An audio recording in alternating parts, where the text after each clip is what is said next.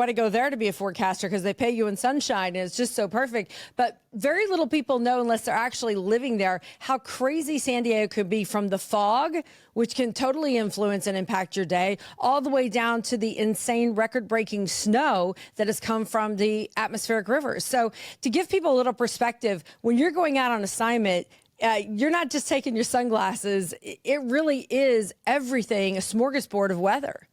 It really is. And, we don't get the giant storms that you would get in the Midwest or, I'm originally from Orlando, Florida. So you get those convective storms in the afternoons in the summers where you get giant thunderstorms. But here we have the situation where our infrastructure really can't take a lot of rain. So when we do get these huge atmospheric rivers moving through, if you get 1 inch of rain in a matter of an hour, we're talking about flash flooding, flood issues. And then you go from a situation where you get offshore winds and we have fire weather with wildfires raging, and then a week later, an atmospheric river with a ton of water, you're getting mudslides, you're getting all kinds of debris flows, and people say, oh, it's sunny and 70. You're a forecaster in San Diego. I'm like, you guys have no idea. You talked about the fog, and one thing that we really have the problem with is one of the hardest things to forecast that people don't realize is what's called the marine layer, right? Those clouds move on in and everybody thinks it's so beautiful. Well, May, June, and a lot of July, we are covered in clouds, this thick layer of coastal clouds.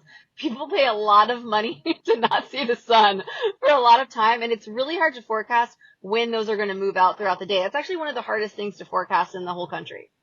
And I think that they all have nicknames. I remember May Gray, June Gloom. What's July? Is there one for July? There's not one for July, but when we get that kind of weather pattern settling in early, we call it grape roll. So. Yeah, there's another good one. I like it. Yeah. July is just like, we're so sick of this. When is the fog leaving?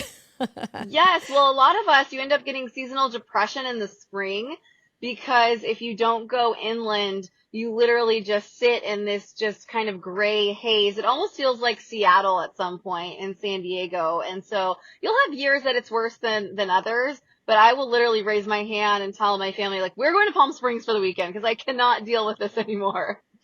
You got to escape it sometimes.